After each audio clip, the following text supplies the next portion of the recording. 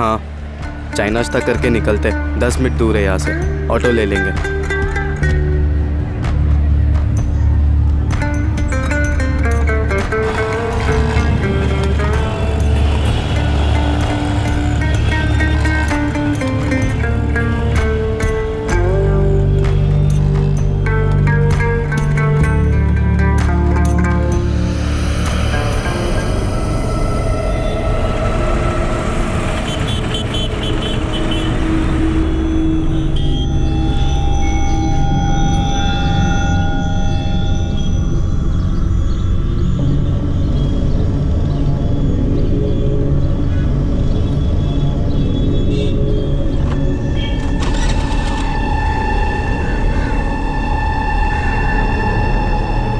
Licence ये sir. Paper दिखा। Sir 4 दिन पहले ही खरीदी है ना सर, तो पेपर से अभी ट्रांसफ़र नहीं हुए। खरीदने की रसीद वसीद तो होगी, वो दिखा। सर ये रसीद है सर, सेकेंड हैंड खरीदी है सर, कैश दे के, वो भी गैरेज से सर, तो यही रसीद है सर। ये रसीद है? हाँ सर, यही रसीद है। पहले ओनर के पेपर की कॉपी तो होगी, वो दिखा। सर पुराने ओनर का कोई पेपर नहीं है सर, यही रसीद है सर, गैरेज से खरीदी है सर। तो लाइसेंस जमा कर लेता हूँ, आराम से ट्रांसफर करा, कोर्ट में पेपर दिखा और लेके जा। सर काम धंधे वाला आदमी हो, कहाँ कोर्ट कचहरी के चक्कर काटता फिरूंगा सर। पेपर तो दिखाने पड़ेंगे, पुराने ओनर के गाड़ी ट्रांसफर करने की एप्लीकेशन, कुछ तो दिखा। सर आपकी मैं गैरेज वाले मोहन से बात करा देता हूँ सर, 4 दिन पहले ही सर गाड़ी खरीदी सर, ये सर फोन पे बात कर लो। साइड में ले ले स्कूटर। सर महज एक स्कूटर के पेपर्स की चेकिंग से इस केस की शुरुआत हुई। एक स्कूटर से शुरू हुआ यह केस एक के बाद एक कई हैरान कर देने वाले सच सामने लाने वाला था। रूटीन चेकिंग में मिला यह चोरी का स्कूटर एक मर्डर केस को रोशनी में लाने वाला था। साहब ये स्कूटर तो पिछले हफ्ते प्रदीप छोड़ के गया था, बोला उसके किसी ग्राहक का है, बेचना है, तो मैंने उसे सेल वाली लाइन में लगा दिया। मोहन भाई, हाँ ये स्कूटर निकालना है मुझे, कोई कस्टमर हो तो बताओ ना। तू चाबी रख के जा, मैं चला के देखता हूँ, बाद में बताता हूँ कितने में जाएगा। प्रदीप कौन? पूरा नाम बता। प्रदीप गोरडिया।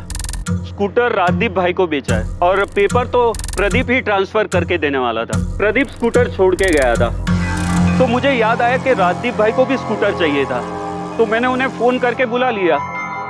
साहब राजदीप भाई ने स्कूटर चला के देखा, उन्हें पसंद आया, उन्हें दाम भी सही लगा, तो उन्होंने कैश दे के खरीद लिया। फोन नंबर दे प्रदीप गोरडिया का, उसने तुझे गाड़ी के असली ओनर के पेपर दिए? नहीं साहब, मैं आपको नंबर देता हूँ। सर इस प्रदीप गोरडिया की तो लंबी चौड़ी हिस्ट्री निकली। हरीश से पता करो स्कूटर का स्टेटस क्या है, ये स्कूटर भी तो चोरी का नहीं है। हरीश भाई, जीजे 10X5872 नंबर की कोई गाड़ी नहीं है, जाली नंबर है ये। लगाई था मुझे। चौहान भाई मैंने जो चेसिस नंबर दिया उसे चेक कराइए, ये प्रदीप गरोड़िया बाइक चोर है, पक्का स्कूटर चोरी का है। बिल्कुल सही कह रहे हैं आप, चेसिस के नंबर से रजिस्ट्रेशन निकाला मैंने। स्कूटर का ओरिजिनल नंबर है GJ 03R24398।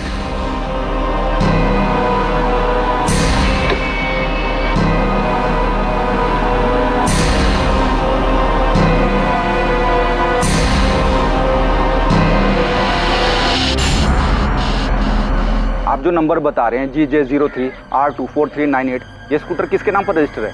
सोनल पटेल। और हाँ, इसमें ऑनर का एड्रेस भी लिखा हुआ है, वृंदावन कॉलोनी का एड्रेस है।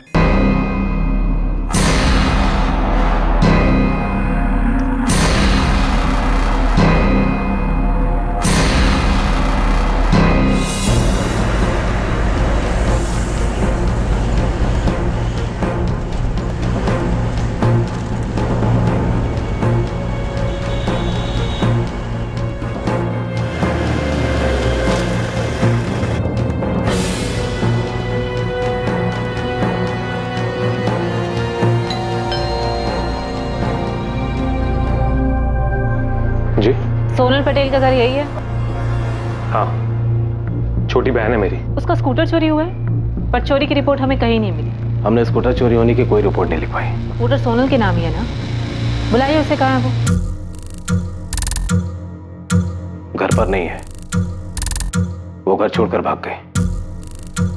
हमें तो ये भी नहीं पता था कि स्कूटर चोरी हुई है, हमें लगा कि वो स्कूटर लेकर भाग गई है। सोनल भाग गई तो आपने उसकी रिपोर्ट तो लिखवाई होगी? नहीं लिखवाई। आपने वो रिपोर्ट भी नहीं लिखवाई, क्यों? बोल। साहब मैंने देखा कि 3-4 दिन से वो स्कूटर एक ही जगह पे पड़ा था। किस जगह पे? विमन नगर है ना, उसकी एक गली में।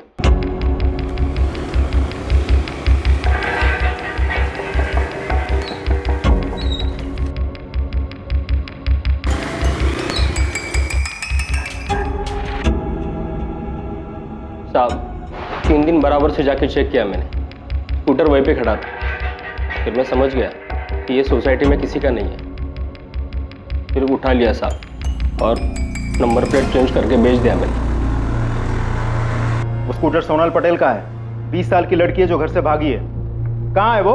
साहब मैं बाइक चोर हूँ, मानता हूँ कि मैंने स्कूटर बेचा है, लेकिन मैं किसी सोनल पटेल को नहीं जानता हूँ साहब। देवांग जी, आपने सोनल की रिपोर्ट लिखवाई ही नहीं?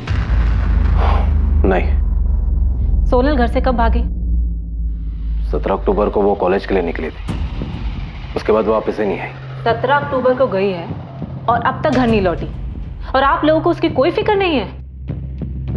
18 की शाम को उसका फोन आया था, कहने लगी कि वापस नहीं आएगी। सोनल बेटा, कहाँ है तू? तुझे पता कितना परेशान है हम यहाँ कि तू। हेलो बेटा, तू कहाँ है? तू ठीक तो है ना? तू बता, मैं आता हूँ तुझे लेने के लिए। पापा, मैं दिल्ली में हूँ और बहुत खुश हूँ। अब मैं वापस घर नहीं आऊंगी। क्या बेटा, तू ऐसा कैसे कर सकती है? इतनी सेल्फिश कैसे हो सकती है?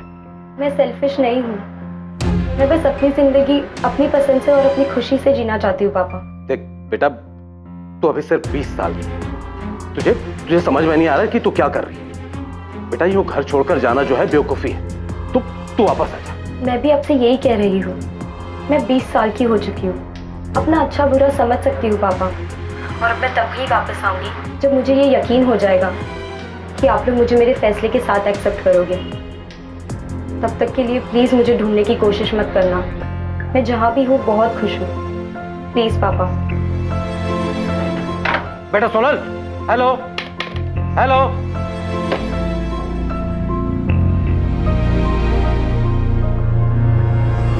वो अपनी मर्जी से घर से भागी थी, वो खुश थे, तो क्या करते हैं? जबरदस्ती अपनी बेटी को घर वापस लेकर आते हैं, जबकि ये फैसला उसका खुद का था घर से भागने का। वो अपने मन की करके खुश है, और हम यहाँ सुरेश भाई और उनके परिवार वालों के सामने सर झुकाए बस माफी मांग रहे हैं। वे पिछले महीने 12 सितंबर को उसकी सगाई हुई थी अजय के साथ।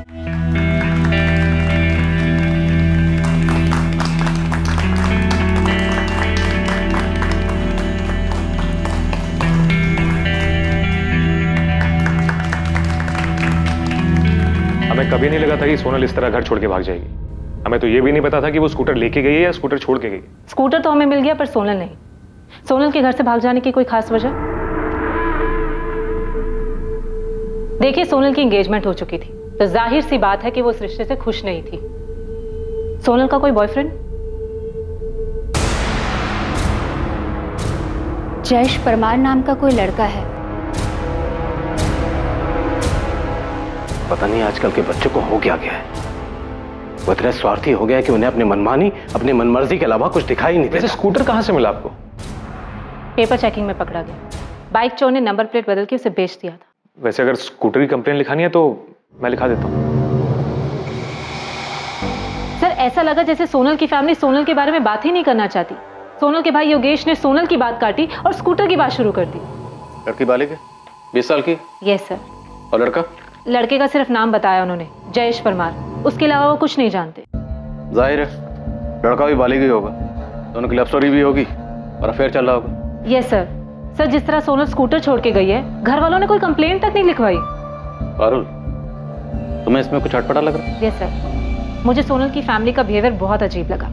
सर, हमें पता तो लगाना चाहिए। ठीक है, पता लगाओ लड़का कौन है। देखिए, मैंने आपको पहले भी बताया था कि हमें सिर्फ उसका नाम पता है, जयेश परमार। ना उसे कभी देखा है, ना कभी उससे मिले हैं। देवांग जी, आपको कुछ तो पता होगा नाम के अलावा कि जयेश कहाँ रहता है, सोनल उससे कहाँ मिली, कब मिली? नहीं, हमें तो उस लड़के के बारे में तब पता चला जब एंगेजमेंट के बाद सोनल ने अपनी भाभी प्रिया को उस लड़के के बारे में बताया। सोनल, कौन है ये जयेश, और अचानक कहाँ से आ गया? अचानक नहीं आया भाभी, 1 साल से जानती हूँ जयेश को, प्यार करती हूँ उससे। भाभी, मैं अजय से नहीं, जयेश से शादी करना चाहती हूँ। सोनल, तुझे पता है ना तेरी सगाई हो चुकी है? और अगर ऐसा कुछ था तो तूने सगाई से पहले क्यों नहीं बताया? भाभी प्लीज, मैं किसी ऐसे इंसान से शादी नहीं करना चाहती जिसके साथ मैं कभी खुश नहीं रह पाऊंगी। भाभी प्लीज, आप ही मेरी मदद कर सकती हो। सोनल, मुझे नहीं जानना ये जयेश परमार है कौन। दिमाग ठीक है तेरा? सगाई हो चुकी है तेरी और दिसंबर में शादी की डेट फिक्स हो गई है। बेटा, अजय हमारी बिरादरी का, हमारी बराबरी का है। तुझे क्यों लगता है तू वहां खुश नहीं रहेगी? बेटा, राजकोट में 2 बंगले हैं उनके, मुंबई में भी घर है, खूब पैसा है उनके पास।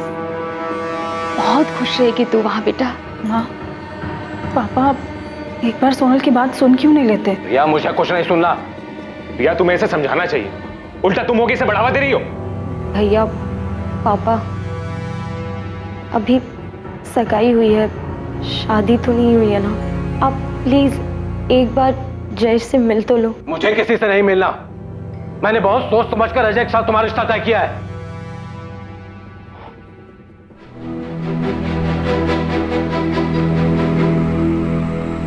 बेटा, मैं बाप हूं तुम्हारा। अरे तुम्हारा बुरा नहीं चाहूंगा।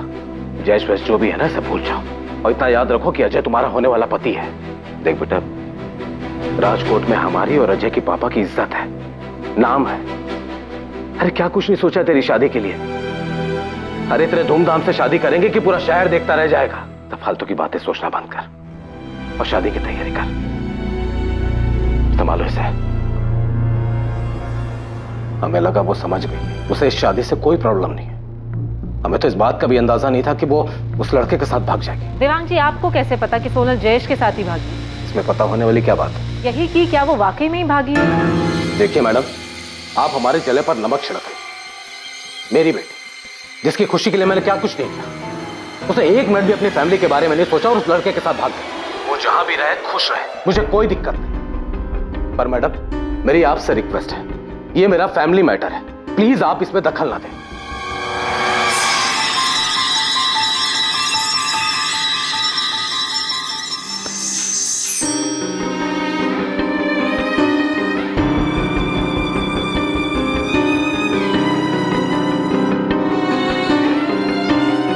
शरद, अभी मत जा, सेठ का मूड ठीक नहीं है।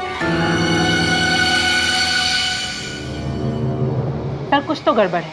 सोनल के पापा का बिहेवियर मुझे बहुत अजीब लगा। पारुल, मैं खबरियों को देवांग पटेल के पीछे लगाता हूँ। तुम सोनल की भाभी प्रिया से बात करो, पता करो कि उन्हें कैसे पता कि सोनल जयेश के साथ भागी है, और ये भी पता करो कि सोनल कौन से कॉलेज में पढ़ती है। ठीक है सर।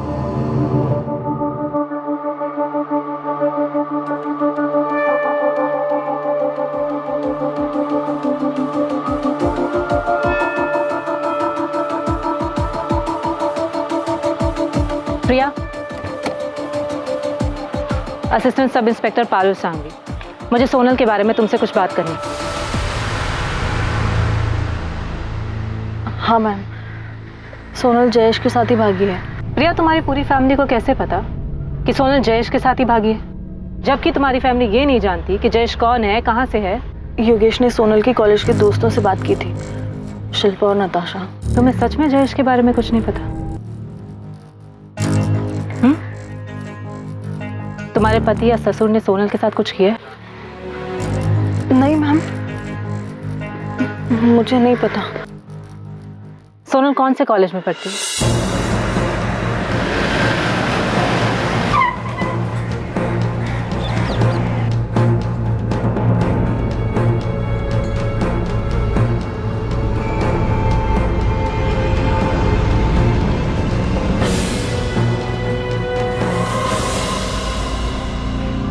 हाँ मैम, सोनल के भैया ने मुझे कॉल किया था और जिस दिन से सोनल ने कॉलेज आना बंद कर दिया है उसी दिन से जयेश परमार भी कॉलेज नहीं आया था, और मैंने ये बात योगेश भैया को बताई भी थी। तो इसका मतलब उन दोनों ने भागने की प्लानिंग पहले से ही कर रखी थी? वो तो पता नहीं मैम, लेकिन सोनल ने तो हमें ऐसा कुछ बताया नहीं था। ये जयेश कहाँ पे रहता है? मैम, ऐसे तो वो हॉस्टल में रहता है, लेकिन ओरिजिनली वो मोरबी से है। ये क्या बदतमीजी है? कौन हो तुम? शमशेर, पुलिस का आदमी, तुमसे बात करनी है। भाई, मैं देवांग सेठ के ऑफिस में सिर्फ असिस्टेंट अकाउंटेंट हूँ। उनके घर में क्या चल रहा है क्या नहीं, मुझे कुछ नहीं पता। घर के लोग तो ऑफिस में आते ही होंगे और आते जाते तुमने देखा ही होगा। देखो महेश भाई, अगर तुम्हें पता है और पुलिस को बाद में पता चला कि तुमने बताया नहीं, ये तुम पे ही भारी पड़ने वाला है। अरे पर मैं सोनल के बारे में कुछ नहीं जानता। हाँ इतना बता सकता हूँ कि जिस दिन वो गायब हुई थी उस दिन ऑफिस में बहुत बड़ा हंगामा हुआ था। कैसा हंगामा? पैसों को लेकर। मतलब? उस दिन सेठ जी के कैबिन से 10 लाख रुपए गायब हुए थे। भिखा भाई, वो 10 लाख किधर है? आपके केबिन में, ड्रॉर में? किधर रखे दिखाओ।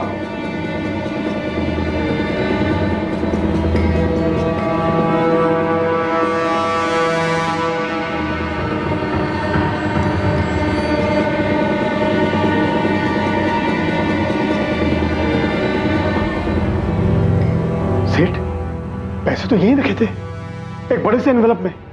मैंने खुद अपने हाथों से रखे थे। रखे थे तो दो ना। पैसे तो यहीं थे, लेकिन अभी वो है ही नहीं। तो गए कहां पैसे? पैसों के पैर लग गए, ये 10 लाख हवा हो गए। मैंने पैसे खुद यहां रखे थे, मैं सच कह रहा हूं। सेठ आपके ड्रॉर में मेरा कोई काम ही नहीं है, मैं क्यों खोलूंगा उसे? सेठ जी इतना पैसा तो हर तीसरे दिन आता है, हम तो कभी हाथ भी नहीं लगाते। पैसे तो भीखा भाई के पास ही रहते। हाँ सेठ, पैसे मेरे पास ही थे और मैंने उसे ड्रॉर में रखे थे। 10 बार सुन चुका हूं मैं ये, यही रखे थे, यही रखे थे। अगर थे तो गए कहां?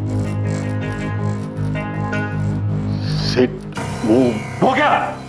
1:30 बजे सोनल बिटिया यहाँ आई थी, आपके केबिन में गई थी। सोनल?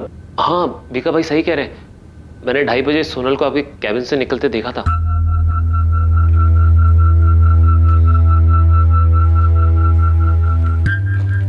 सोनल यहाँ क्यों आई थी? और मेरे केबिन में क्या कर रही थी?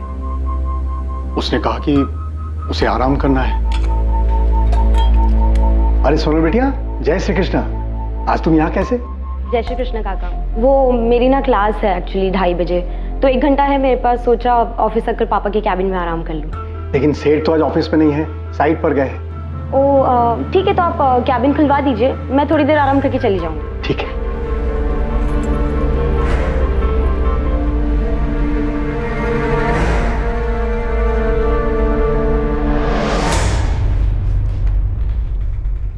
उसके लिए मैंने केबिन खोल दिया और फिर अपने काम में लग गया। वो कब चली गई मुझे पता ही नहीं।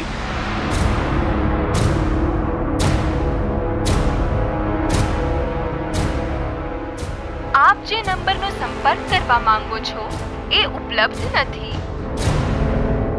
सोनल का फोन बंद आ रहा है। भिखा भाई, सोनल मुझसे बिना पूछे 10 लाख रुपए लेकर जाएगी। सेठ मुझे सचमुच नहीं पता क्या हुआ था। सेठ मैंने तो सोनल को जाते वक्त भी नहीं देखा।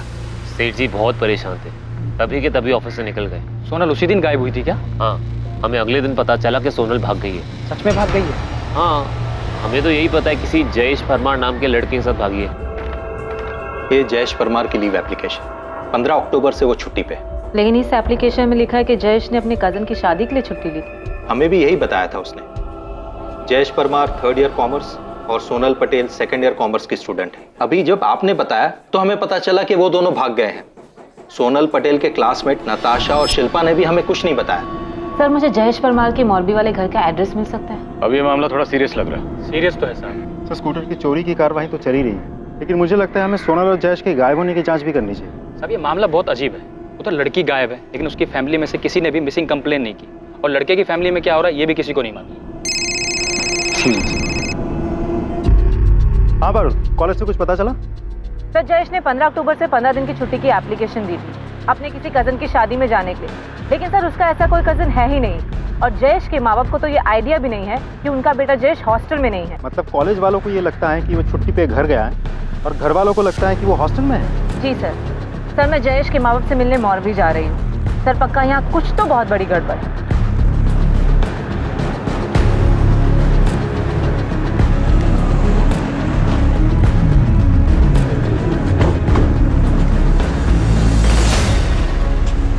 हमें तो पता ही नहीं कि जयेश ने कॉलेज से छुट्टी ली है। और कौन सा कजिन?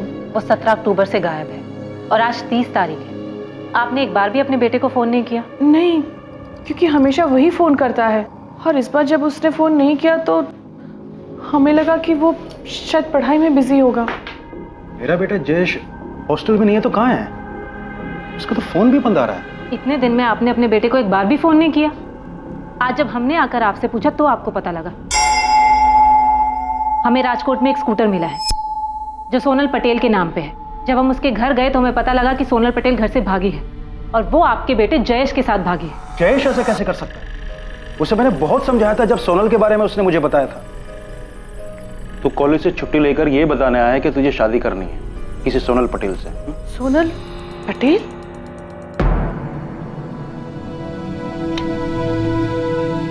मुझे पता है ना तू क्या है। माँ, मैं सोनल से प्यार करता हूँ और सोनल भी मुझसे उतना ही प्यार करती है। मैं उससे शादी करना चाहता हूँ और वो भी मुझसे शादी करने के लिए तैयार है। ये शादी तुम्हारी वो सोशल मीडिया की फ्रेंड रिक्वेस्ट नहीं है कि किसी को भी भेज दो।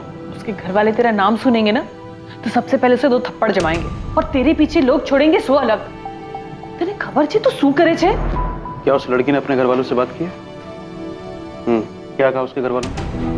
मना कर दिया। पर पापा, मुझे यकीन है कि अगर आप जाकर बात करेंगे और हाथ मांगेंगे तो... बेटा तुम फालतू के चक्करों में मत पड़।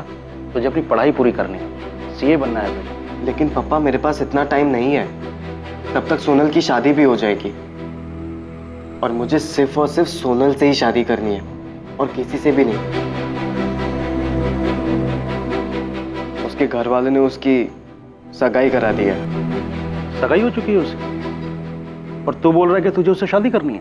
ये क्या बचपना है जयेश? अपनी जगह देख। वो बड़े घर वाले पैसे वाले लोग होंगे। जयेश, हम लोग उनकी बराबरी नहीं कर सकते हैं। तो चुपचाप अपनी पढ़ाई पे ध्यान दे और अपना भविष्य बना। जयेश क्या सचमुच में उस लड़की के साथ? हमें ऐसा सोनल के परिवार वालों ने बताया। किसी वो मना करने के बाद भी उस लड़की के साथ भाग सकता है? मैडम, हम तो सिर्फ इतना जानते हैं कि वो लड़की बहुत बड़े घर से है। उस लड़की ने अपने घर वालों से जयेश को लेकर बात की लेकिन उन्होंने साफ मना कर दिया था। मूर्ख है वो। मैडम, हमारे लड़के को ढूंढ दो प्लीज। सोनल पटेल और जयेश परमार दोनों बालिग हैं, तो क्या 2 बालिग लोगों को कोई उनकी इच्छा से शादी करने से रोक सकता है, वो भी उनके भागने के बाद? लेकिन स्कूटर की चोरी की रिपोर्ट क्यों नहीं की गई? और फिर देवांग पटेल के ऑफिस में हुई 10 लाख की चोरी का खुलासा। क्या सोनल और जयेश के केस में और भी कई राज थे जिनका सामने आना अभी बाकी था? सोनल और जयेश का फोन 17 अक्टूबर की दोपहर यहाँ राजकोट में स्विच ऑफ हुआ है। सर, दोनों ने पहले से ही प्लान बनाया होगा कि एक साथ फोन स्विच ऑफ करेंगे।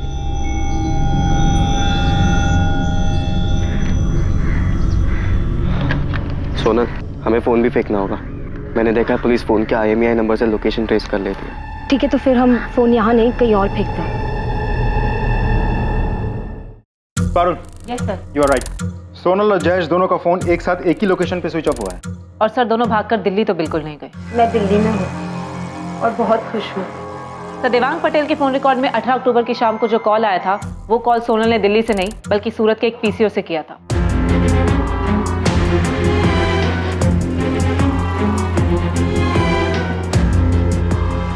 सोनल, अभी तुम अपने घर पे कॉल करो और बोलो कि हम दिल्ली में।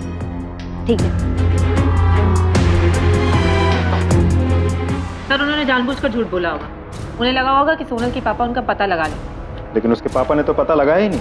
सर, वो लोग पुलिस स्टेशन नहीं आए, इसका मतलब ये नहीं ना कि उन्होंने पता नहीं लगाया होगा।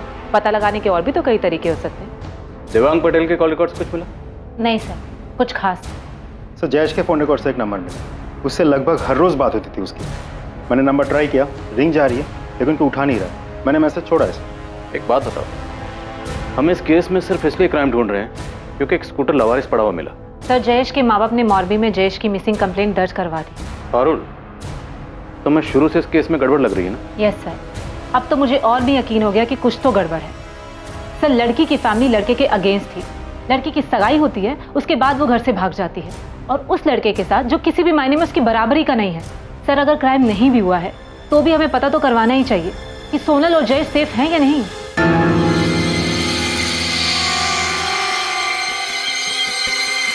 लड़के के माँ बाप ने मोरबी में पुलिस कंप्लेंट की है। जब पुलिस उनके पास गई तो उन्होंने बताया कि उन्हें पता ही नहीं है कि उनका बेटा सोनल के साथ भाग गया है। योगेश, रिया को जरूर कुछ पता है। एक बार बात करो उससे। अब कल रात पूछा था उससे मैंने, उसे भी कुछ नहीं पता। तुम्हें लगा उसने सच बोला? उसने तुम्हें बताया कि पुलिस ने उससे पूछताछ की थी?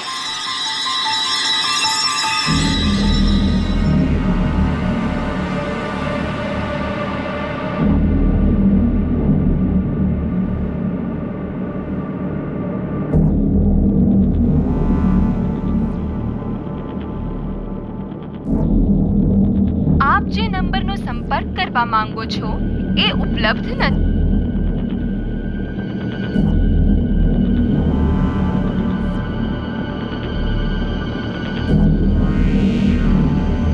आप बिल्कुल सही कह रहे हैं।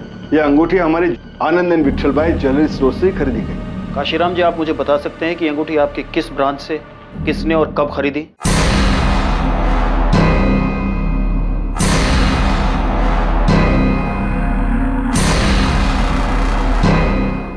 ये आप हमसे किस तरह के उल्टे सीधे सवाल पूछ रहे हैं? हमने जयेश के साथ शादी करने से मना किया तो बिना बताए घर से भाग गई। सोनल 20 साल की बालिग है, हम क्या करते? ये लाइन बोलकर लोग अक्सर पुलिस पे इल्जाम लगाते हैं कि पुलिस कह रही है कि लड़की बालिग है इसलिए हमने कार्रवाई नहीं की, लेकिन यहाँ तो मामला उल्टा। आप खुद ही कह रहे हैं कि आपकी बेटी बालिग है इसलिए आपने कुछ नहीं किया। मैंने बताया ना आपको कि सोनल ने हमें फोन करके कहा कि हमारी जिंदगी में दखल ना दे। सर वो बोल रही है कि वो दिल्ली में, आप लोग बोल रहे हैं कि कॉल रिकॉर्ड से पता चला कि उसने फोन सूरत से किया। हम लोग नॉर्मल लोग हैं सर, हमें कैसे पता चलेगा वो सच बोल रही है झूठ? आप लोग कभी इसकी फिक्र नहीं होती? आपकी बहन आपकी बेटी कहाँ है, कैसी है? ठीक ही होगी, 10 लाख लेकर भागी है। वैसे ये बात तो आपको ही पता चली, और ये बात आप लोगों ने हमें नहीं बताई। जो भी है, बेटी मेरी, पैसा मेरा, फैसला उसका। वो फैसला जिसमें मेरा कोई योगदान नहीं, ना अच्छा ना बुरा। ऐसा मैं समझ सकता हूँ क्या पूछना क्या चाहते हैं। अगर आप उसे ढूंढ लाते हैं ना तो ले आइए, मुझे कोई दिक्कत नहीं। वैसे भी उसने जयेश परमार के साथ शादी कर ली, अजय के साथ तो उसका रिश्ता हो नहीं सकता, पर इसके बाद भी मैं उसे आशीर्वाद ही दूंगा। हमारे पास जयेश परमार की मिसिंग कंप्लेंट आई और आपकी बेटी जयेश परमार के साथ भागी। तो देवांग पटेल और योगेश, मैं आप लोगों से सीधा सीधा सवाल पूछता हूँ, सोनल और जयेश जहां भी हैं सुरक्षित सेफ? ये हमें कैसे पता होगा? मैंने बताया ना कि सोनल ने फोन करके कहा कि वो जयेश परमार के साथ शादी कर रही है, हम उसकी जिंदगी में दखल ना दे, बस। जिस दिन सोनल घर से भागी थी उसी दिन उसकी मिसिंग कंप्लेंट लिखवा देनी चाहिए थी। शरद, तुझे अगर कुछ भी पता है तो बता दे। क्या बता दूं मैं? और आप ऐसा क्यों पूछ रहे भिका भाई? क्योंकि तेरा चेहरा कुछ और ही बता रहा है। एक बात याद रखो, सेठ ने हमारे लिए बहुत कुछ किया है। तो आप कहना क्या चाहते हैं? यही कि मैं देख रहा हूँ कुछ दिनों से तू बड़ा परेशान सा है। 10 लाख की चोरी के बाद पुलिस को किसने बताई? जिसने भी बताया हो, मैंने नहीं बताया। मैंने भी नहीं बताया भिका भाई। तुम दोनों ने नहीं बताया, और मैं तब तक नहीं बताऊंगा जब तक सेठ नहीं कहते। तो फिर ये बात उन्हें पता कैसे चली? किसने बताया?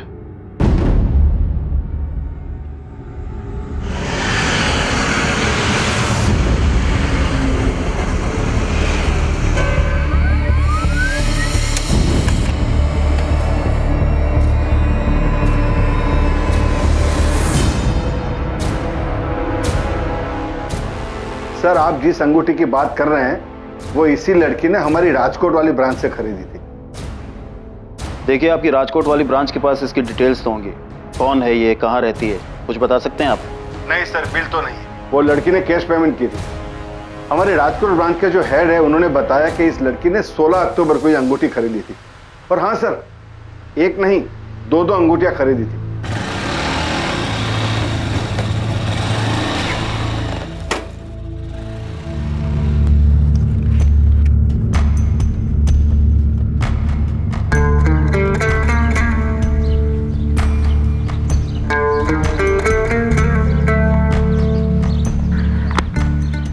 ये देखो, ये रिंग मैं तुम्हें पहनाऊंगी और ये वाली तुम मुझे, फिर हमारी सगाई हो जाएगी। सोनल, इसकी ज़रूरत नहीं थी। मेरा मतलब है अभी हमें सेटल होना है, तो हमें पैसों की ज़रूरत है, और वो भी बहुत सारे पैसों की। तुम पैसों की टेंशन मत लो, पैसों का इंतजाम हो गया है। कल सुबह हमारे पास ढेर सारे पैसे होंगे। कैसे? मतलब कहाँ से आएंगे? छत पर फाड़ के। भगवान भी चाहता है कि हम साथ में रहें, इसीलिए उन्होंने आज सुबह ही इशारा दे दिया है कि पैसे कहाँ से आएंगे।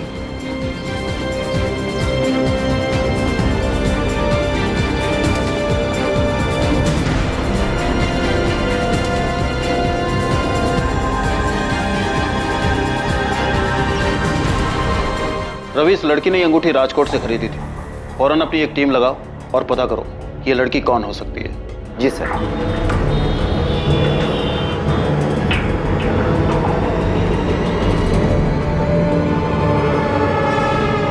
हेलो दोस्त, मैं तुझे कब से फोन कर रहा हूँ, मैसेज भी छोड़ा था, तूने कॉल बैक भी नहीं किया मुझे। पहले ये बता तू कौन है? राजकोट से सब इंस्पेक्टर रुपेश भगत बोल रहा हूँ। हाँ जी बताइए, क्यों फ़ोन कर रहे थे? जयेश परमार को जानता है ना तू? तेरी तो फोन पे अच्छी खासी बातचीत हुई थी उससे। हाँ तो आपसे मतलब ये कि जयेश परमार कहाँ है? अपने घर पे होगा मोरबी में या राजकोट में होगा हॉस्टल में, और मैं यहाँ अहमदाबाद में रहता हूँ, यहाँ नौकरी करता हूँ। मुझे कैसे पता होगा कि वो कहाँ है? गायब है वो, सोनल पटेल के साथ भागा है। तू जानता है ना सोनल पटेल को? क्या भाग गया? नहीं, मुझे नहीं पता कि सोनल कौन है। जयेश मेरे बचपन का दोस्त है, एक ही मोहल्ले में रहते हैं हम लोग मोरबी में, एक ही साथ स्कूल पढ़े, लेकिन उसने मुझे कभी इस बारे में कुछ नहीं बताया। मुझे तो अंकल आंटी की फिक्र हो रही है, मैं अभी उनसे बात करता हूँ। तेरी इतनी हिम्मत कि हमसे आकर पूछेगा कि तेरे बेटा कहाँ है? हाँ बिल्कुल पूछेंगे, वो आपकी बेटी है जिसके साथ जयेश भागा है, छोड़ेंगे नहीं हम आपको। अरे केस तो हमें करना चाहिए तुम्हारे खिलाफ, क्योंकि तुम्हारे बेटे ने हमारी सोनल को बहकाया है, फंसा अपने जाल में। अरे तो किया क्यों नहीं केस? अरे आप लोगों ने तो जानबूझ के रिपोर्ट तक नहीं दर्ज करवाई। बड़े होंगे आप अपने घर में, हमें हमारा बेटा वापस चाहिए। अगर मेरे बेटे के साथ कुछ भी होगा ना तो एक बात याद रखना, मैं भी चुप नहीं बैठूंगा। देवांग सेठ, चल निकल यहाँ से, ये धमकी जाकर किसी और को देना, यहाँ पर नहीं। हमने सोनल को समझाया था कि दूर रहे तुम्हारे बेटे से, पर तुम्हारे बेटे को तो लालच आ गया था। इतनी अच्छी अमीर लड़की जो मिल गई, इसीलिए उसे फंसा लिया और भगा के ले गया। आप लोगों को सब पता था कि वो लोग कहाँ हैं, सब जानते थे आप, लेकिन आप लोगों ने सिर्फ हमें नहीं बताया। अगर हम चुप है तो इसका मतलब ये नहीं कि कोई भी आएगा और मुंह उठाकर हमसे सवाल करेगा। एक बार सोनल और तुम्हारे बेटे को मिलने दो, फिर देखना क्या करते हैं उनके साथ हम। अगर मेरा बेटा नहीं मिला या उसे कुछ भी हुआ तो छोड़ूंगा नहीं तुम दोनों को, जीना मुश्किल कर दूंगा। चल निकाल अब यहाँ से, निकाल।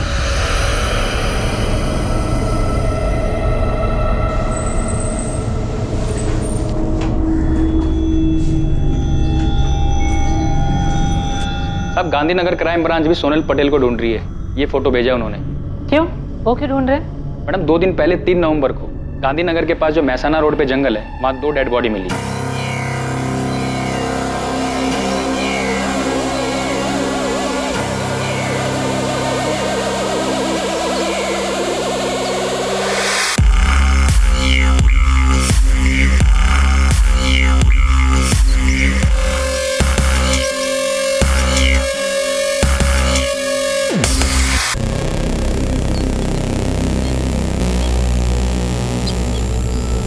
सर देख करके ऐसा लगता है ये लड़के की बॉडी है और ये लड़की।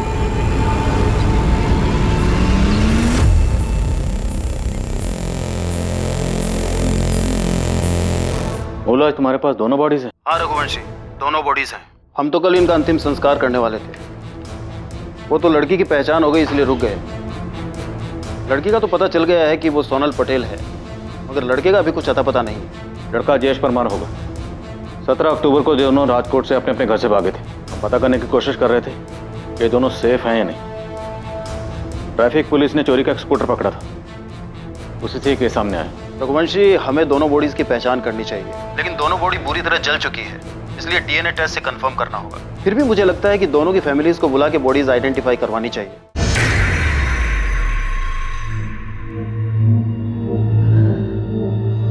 हम बॉडी तो दिखा सकते हैं, पर यह बुरी तरह जली हुई। मैं देखना चाहती हूँ।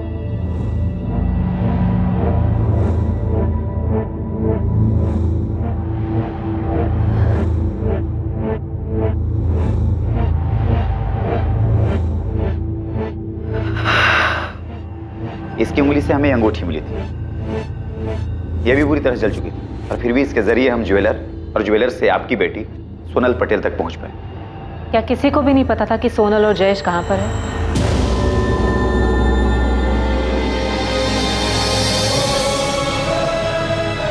बॉडी पूरी तरह से जली हुई है। हमारा जयेश नहीं, ये मेरा बेटा नहीं है। नहीं। इसे देखकर आप कैसे कह सकते हैं कि ये मेरा बेटा जयेश है?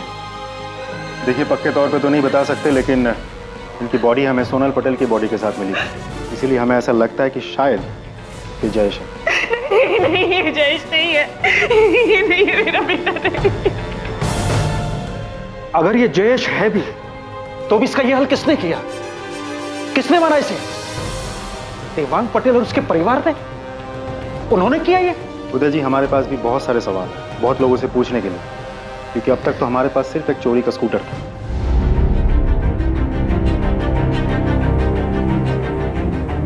17 अक्टूबर को सोनल पटेल और जयेश परमार अपनी एक अलग दुनिया बसाने का सपना लेकर राजकोट से निकलते हैं। पर 3 नवंबर को घर से भागने के लगभग 2 हफ्ते बाद गांधीनगर के पास सोनल पटेल और जयेश परमार की जली हुई लाशें मिलती हैं। उस वक्त दिवाली का त्योहार था और हर तरफ जश्न का माहौल था और 2 परिवार अपने बच्चों की भयानक मौत के शोक में डूबे हुए थे।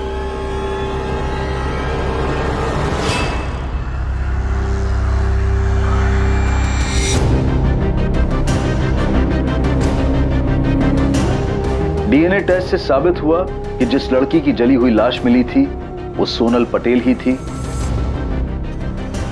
और वह लड़का जयेश परमार था।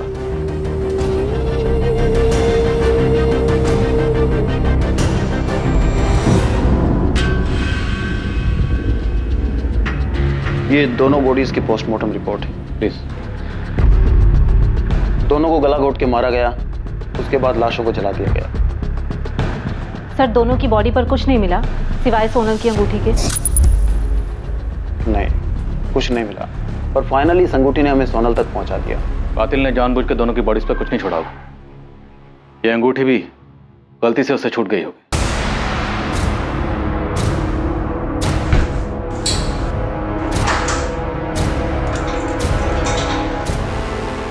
सर, ये तो पक्का है कि सोनल और जयेश सूरत में थे, लेकिन फिर भी इन दोनों की डेड बॉडी हमें गांधीनगर में कैसे मिली? मतलब कोई तो है जो जानता था कि ये दोनों कहाँ थे। सोनल ने अपने पिता के केबिन से 10 लाख रुपए चुराए थे। 10 लाख, अच्छी खासी रकम थी उनके पास। वो दोनों कहाँ जाने वाले थे? गांधीनगर तो नहीं थे, क्योंकि इन दोनों की तलाश में गांधीनगर का चप्पा चप्पा छान मारा था। और अहमदाबाद, वहाँ पता किया था आप लोगों ने? नहीं, क्योंकि अंगूठी के जरिए हमें पता चल चुका था कि लड़की राजकोट से है। सर, क्या ये उनकी प्लानिंग का हिस्सा होगा कि सूरत से कॉल करेंगे और उसके बाद किसी और शहर चले जाएंगे, शायद अहमदाबाद? सोनल के बाप और भाई के अलावा कोई नहीं हो सकता। उन्होंने ही मारा है मेरे बेटे को।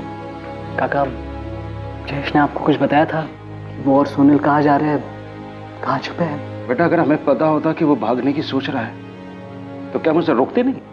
पता नहीं जयेश ने ऐसा क्यों किया। मैंने उसे समझाया था कि वो बड़े लोग हैं, बड़े घर वाले हैं, और जो वो मना कर चुके थे तो पता नहीं फिर भी उसने ऐसा क्यों किया।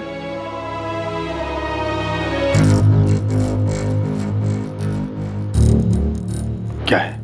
बीका भाई, आपसे एक बात करनी थी। पुलिस का एक खबरी शमशेर बहुत दिनों से मेरे पीछे पड़ा हुआ है।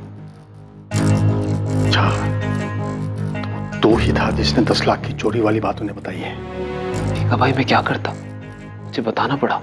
और क्या क्या बताया? नहीं, और कुछ नहीं बताया, पर मुझसे बार बार पूछ रहा था सेठ जी के घर में क्या चल रहा है। सेठ जी और उनके परिवार वाले वैसे ही बहुत दुखी हैं, उन्हें और दुख नहीं पहुंचना चाहिए, इसलिए अपना मुंह बंद रखना सीख।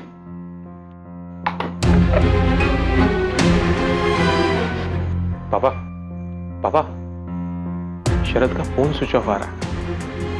मैंने इससे कहा था कि क्रियाक्रम के बाद में, पर वो गायब है। कहीं कुछ गड़बड़ ना कर दे। मैं आपको अपना नाम नहीं बता सकती, लेकिन मैं सोनल और जयेश के बारे में कुछ जरूर बता सकती हूँ। क्यों? तुम नताशा पुरोहित हो या शिल्पा अजमेरा? क्यों अपनी पहचान छुपाने की कोशिश कर रही हो? देखिए, मैंने आपको शुरू में ही बता दिया था कि मैं आपको अपना नाम नहीं बता सकती।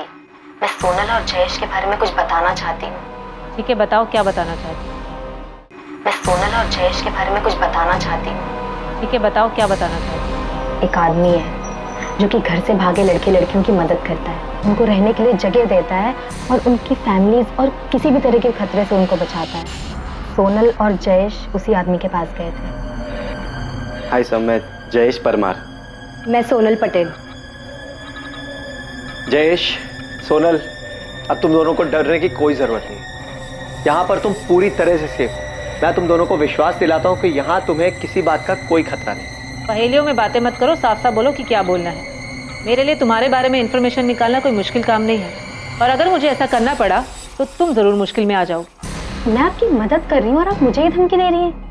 अगर मैंने सोनल और जयेश की फोटो अखबार में ना देखी होती तो मैं आपको कभी फोन नहीं करती। जिस आदमी ने उनको सहारा दिया, उनकी मदद की, उसका नाम है शेखर भाटिया। और जिस घर में वो भागे हुए कपल्स को रखता था वो घर अहमदाबाद में है। उसने सोनल और जयेश को भी वहीं पे रखा था।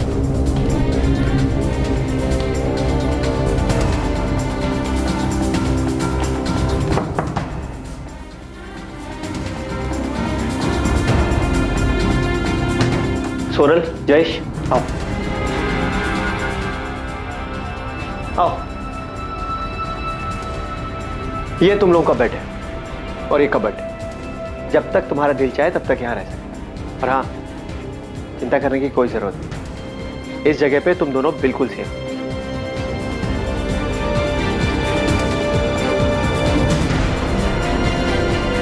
सोनल और जयेश को किसने मारा? पता नहीं। हाँ, पर वहाँ एक और कपल था, अमित दवे और भावना राठौड़।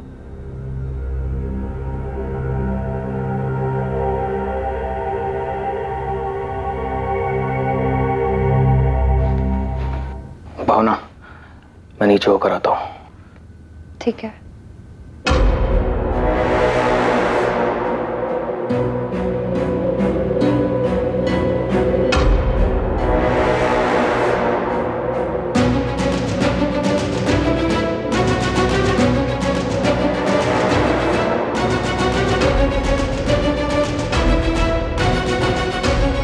अमित दवे के दिमाग में काफी कुछ चल रहा था। मुझे ऐसा लगता है ना कि वो सोनल और जयेश को मारने की प्लानिंग कर रहा था। तो मुझे अमित दवे और भावना राठौर की कुछ और डिटेल्स दे सकती हो? अगर होती तो जरूर देती, लेकिन मैं उनको ज्यादा नहीं जानती थी। मैं उनसे शेखर भाटिया के घर में मिली थी, जैसे सोनल और जयेश से मिली थी। तो मुझे लगा आपको ये बात बता देनी चाहिए, इसलिए मैंने आपको फोन किया।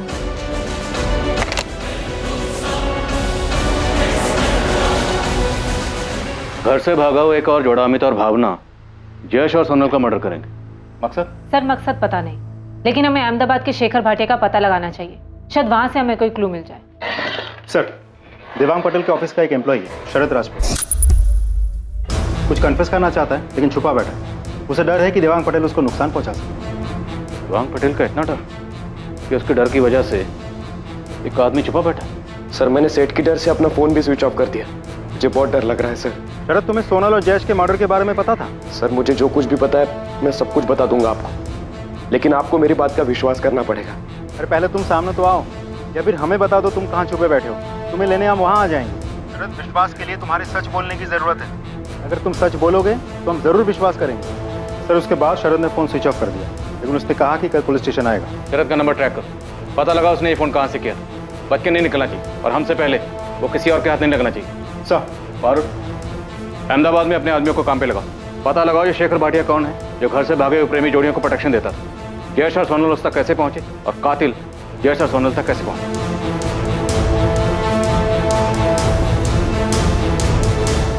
पर नताशा, तूने मुझे ये सब बात पहले क्यों नहीं बताई? मुझे थोड़ी पता था उनका इस तरह से मर्डर हो जाएगा। नहीं पता था यार मुझे। एक प्रेम कहानी जिसने एक दुखद और विकृत मोड़ लिया। प्रेम कहानी जिसका अंत हुआ प्रेमी और प्रेमिका की मौत पर। उन्हें किसने मारा और क्यों? पुलिस के लिए सच और मुजरिम दोनों की खोज बहुत मुश्किल साबित होने वाली थी, क्योंकि इस प्रेम कहानी के साथ कई और कहानियां और पात्र जुड़े हुए थे। पुलिस ने यह गुत्थी कैसे सुलझाई, मुजरिम तक कैसे पहुंची, ये सब हम देखेंगे कल रात 11 बजे इस केस के दूसरे और आखिरी भाग में। जय हिंद।